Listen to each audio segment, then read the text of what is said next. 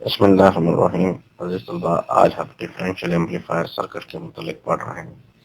Differential amplifier circuit हमारे पास है, commonly ये आईसी यूनिट्स के साथ बनाए जाते हैं, यानी आईसी की मदद से बनाए जाते हैं। और जैसे ऑपरेशनल एम्पलीफायर आपके पास, इसको हम एज ए डिफरेंशियल एम्पलीफायर इस्तेमाल करते हैं और वो भी आईसी की मदद से बनाया जाता है। जब हम इनको डिस्क्रीट कंपोनेंट की मदद से बनाते हैं तो हमारे पास जैसे बीजेटी है, इसकी मदद से हम बनाते हैं तो फिर हमारे पास दो ट्रांजिस्टर यूज होते हैं। इस सर्किट में जिसमें हमारे पास दो ट्रांजिस्टर यूज होते हैं, ये हमने आपको दिखाया है। इस सर्किट में हमारे पास ये कॉमन एमिटर एम्पलीफायर है। जैसे हमने आपके पास कॉमन एमिटर एम्पलीफायर जो पढ़ा था, मीटर बाइस्ड कॉन्फ़िगरेशन की मदद से डिजाइन किया गया है। हाँ, ये नेगेटिव वीई मुहैया की गई है, ये वीसीसी मुहैया की गई है। ये फर्स्ट इनपुट है VI1 और ये आपके पास सेकंड इनपुट है VI2। ये आउटपुट आपके पास जो है सेकंड की है VOUT2। आपके पास ये आपके पास VOUT1 फर्स्ट की इनपुट है। ये सिंबल आपको दिखाया गया है डिस्क्रीट कंपोनेंट की मदद से बनाया गया। हमारे पास डिफरेंशियल एम्पलीफायर सर्किट का टू इनपुट्स और टू ही आउटपुट हैं। तो इसका सबसे बड़ा, इसके मोड ऑफ ऑपरेशन की बात करते हैं, ये किस तरह काम करेगा। तो इसके तीन तरीके हैं। इसको हम सिंपली जो हम यूज कर सकते हैं, it can also operate using आपके पास सिंगल सप्लाई, यानी एक सप्लाई की मदद से भी हम इसको ऑपरेट कर सकते हैं। तो जब हम एक ट्रांजिस्टर को ग्राउंड कर देते हैं और दूसरे पर हम सिग्नल मुहैया करते हैं, सिंगल सप्लाई हम दे रहे होते हैं, तो इसको हम सिंगल एंडेड मोड का नाम देते हैं। इसी तरीके जब हम दोनों इनपुट्स पर जो हमने दिखाए, उन दोनों इनपुट्स पर अगर हम ऑपोजिट पोलैरिटी के सिग्नल मुहैया करते हैं, जिसे हम डबल एंडेड मोड कहते हैं। जब दोनों इनपुट्स पर सेम जो है ना पोलैरिटी के सिग्नल मुहैया किए जाते हैं, तो इसे हम कॉमन मोड कहते हैं। तो सेम इनपुट्स अप्लाई की जाए तो फिर हम इसे कॉमन मोड ऑपरेशन के नाम से पहचानते हैं। यानी डिफरेंशियल एम्पलीफायर सर्किट का ऑपरेशन तीन तरीकों से हो सकता है। अगर आप सिंगल मोड से ऑपरेशन कर रहे हैं तो फिर आपके पास क्या होगा, दो इनपुट्स होंगे और दो ही आउटपुट्स आएंगे आपके पास। अगर आपके पास सिंगल मोड ऑपरेशन है तो उसमें एक ट्रांजिस्टर की आपके पास क्या है, इनपुट को ग्राउंड कर दिया जाता है। जब हम single mode single ended operation को इस्तेमाल करते हैं तो एक ट्रांजिस्टर को ग्राउंड कर दिया जाता है। जब एक ट्रांजिस्टर ग्राउंड होगा तो इनपुट हमारे पास एक ट्रांजिस्टर की मदद से दी जाएगी और दो आउटपुट्स मिलेंगी। इसी तरीके से जब हम डबल एंडेड मोड इस्तेमाल करते हैं, डबल एंडेड मोड में दोनों इनपुट्स पर हम सिग्नल मुहैया करते हैं और दो ही आउटपुट्स आपको मिलते हैं। दोनों आउटपुट्स पर ऑपोजिट पोलैरिटी के सिग्नल मुहैया होते हैं और आपके पास जब दोनों इनपुट्स पर ऑपोजिट पोलैरिटी के सिग्नल मुहैया होते हैं तो आउटपुट आपको दोनों आउटपुट्स मिलते हैं। ये अपने लिहाज से डिफरेंस पेश करता है, यानी इस इनपुट्स को इसके साथ कंपेयर करके आउटपुट शो करता है और ये इसकी कंपैरिजन करके आउटपुट शो करता है। इस तरह डबल एंडेड मोड। और जब कॉमन मोड हम इस्तेमाल करते हैं, कॉमन मोड में ऑपरेशन कर रहे होते हैं एज ए आपके पास डिफरेंशियल एम्पलीफायर, तो दोनों इनपुट्स पर सेम सिग्नल मुहैया किए जाते हैं। दोनों इनपुट्स पर सेम सिग्नल मुहैया किए जाएंगे तो आउटपुट जीरो होगी। आपके पास डिफरेंशियल आउटपुट आपके पास जीरो होगी। तो मेन फीचर जो हमारे पास है कि हमारे पास वेरी लार्ज गेन मिलता है, यानी जो वोल्टेज गेन है वो आपके पास वेरी लार्ज मिलता है जब हम दोनों एंड्स पर, दोनों इनपुट्स पर क्या है, ऑपोजिट पोलैरिटी का सिग्नल मुहैया करते हैं। डबल एंडेड मोड में हमारे पास ऐसा होता है। तो वेरी स्मॉल मिलता है आपके पास गेन जब आप दोनों एंड पर सेम पोलैरिटी का सिग्नल मुहैया करते हैं, यानी कॉमन मोड आप ऑपरेट कर रहे होते हैं। तो इन दोनों के दरमियान जो रेशो है आपके पास डिफरेंशियल, आपके पास जो गेन है डिफरेंशियल गेन बाय आपके पास और जीरो गेन जब हम कॉमन मोड के तौर पर इस्तेमाल करते हैं इन दोनों के दरमियान जो रेशो आती है, यानी जो हमारे पास डिफरेंशियल गेन और आपके पास वेरी स्मॉल गेन जब आपके पास आ रहा होता है, इन दोनों के दरमियान जो रेशो आती है उसे हम कॉमन मोड रिजेक्शन कहते हैं। कॉमन मोड रिजेक्शन कहते हैं।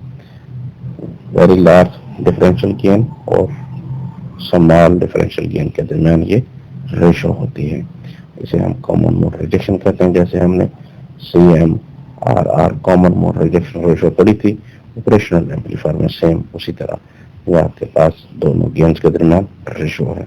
डिफरेंशियल एम्पलीफायर सर्किट को जब हम डीसी बाइस करते हैं, यहाँ आपको सर्किट दिखाया गया है।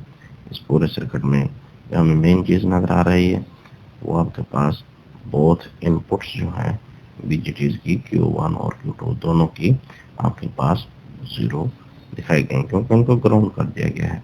जब भी हम डीसी बाइजिंग करते हैं तो दोनों आपके पास इनपुट्स को V1I और V2I जो Q1 और Q2 की इनपुट्स हैं उनको हम ग्राउंड कर देते हैं। और फिर हमारे पास जब हम ग्राउंड कर देते हैं, याद रखना डीसी बाइजिंग में हम दो चीजें मालूम करते हैं। एक आपके पास जो है वो हमारे पास होता है कलेक्टर करंट और दूसरा हमारे पास कलेक्टर वोल्टेज। जब भी हम डीसी बाइजिंग करते हैं हमारे पास दो चीज़ों ज़रूरी होती हैं, कलेक्टर करंट और कलेक्टर वोल्टेज। अब मैं आपको जब हम बात करते हैं कलेक्टर करंट की, तो उस कलेक्टर करंट और कलेक्टर वोल्टेज की, तो उन मामलात में से जब हम कलेक्टर करंट को कैलकुलेट करते हैं, किस तरह हम कैलकुलेट करते हैं, पहले हम VE लेवल प्लॉट करते हैं। VE लेवल कौन सा है, ये आपके पास जब हम अमीटर से ग्राउंड तक का लेवल है, तो यहाँ हमारे पास ये पोटेंशियल क्या किया गया, इनपुट को पहले ही ग्राउंड कर दिया गया। VB0 और VBE जो हमारे पास सिलिकॉन का बना हो तो ये हमारे पास 0.7 वोल्ट का होता है। अब हमारे पास VE किसके बराबर आया, VE हमारे पास देखिए VE हमारे पास किसके बराबर आया, VE इज इक्वल टू 0 आपके पास माइनस VBE, रिजल्ट किसके बराबर 0.7 वोल्ट। यानी जब भी VE आ जाए अमीटर से ग्राउंड का पोटेंशियल होता है। अब हम IE करंट निकालेंगे। IE करंट वो है जो RE रेजिस्टेंस से गुजर रहा है। RE रेजिस्टेंस से कौन सा करंट गुजर रहा है वो हम दिखा रहे हैं आपको। RE ये हमारे पास RE रेजिस्टेंस है, इस रेजिस्टेंस से यहाँ से जो करंट पास आउट हो रहा है वो IE है। अगर हम IE करंट इसे कहते हैं, फिर हमारे पास Q2 से जो करंट आ रहा है और Q1 से जो करंट आ रहा है वो यहाँ आकर कंबाइंड होता है, तो वो इस IE का हाफ होगा। इधर भी आपके पास हाफ होगा क्योंकि आइडेंटिकल हमारे पास ट्रांजिस्टर थे, इस वजह से ये आपके पास हाफ आएगा। जब IE हाफ हुआ आपके पास, तो हमारे पास यहाँ से इस एंड से इस एंड तक का पोटेंशियल ये नेगेटिव VEE अप्लाई की हुई है, नेगेटिव VEE, और आपके पास इस एंड तक का ये है हमारे पास VE। इन दोनों के दरमियान जो फर्क है यानी पोटेंशियल डिफरेंस आपके पास, जैसे हम करंट को डिफाइन करते हैं I is equal to delta V over R की जगह पर हमारे पास क्या आ गया RE, और डेल्टा V की जगह पर हमारे पास क्या आएगा VE और माइनस VE के दरमियान पोटेंशियल डिफरेंस। और यही सोल्यूशन हमने यहाँ ड्राइव किया है।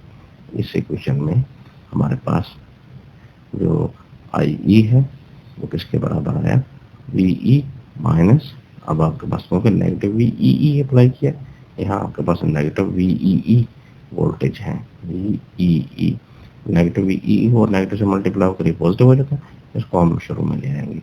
और VE हमारे पास किसके बराबर आया था 0.7 वोल्ट के, ये वैल्यू हम यहाँ पुट कर देंगे, तो आपके पास IE किसके बराबर हुआ VEE आपके पास माइनस 0.7 डिवाइडेड बाय RE, क्योंकि RE में से गुजरने वाला जो करंट है। और अभी हमने बात की थी कि हमारे पास आइडेंटिकल ट्रांजिस्टर है, कलेक्टर करंट तो हमारे पास होता है IC1 और IC2, वो IE के बराबर होता है जब बेस ग्राउंडेड होती है, तो आपके पास जिसको हमने पहले भी प्रूफ किया है, हमारे पास कलेक्टर करंट जब बेस ग्राउंडेड होती है, IB 0 हो जाए तो IC is equal to IE के बराबर होता है।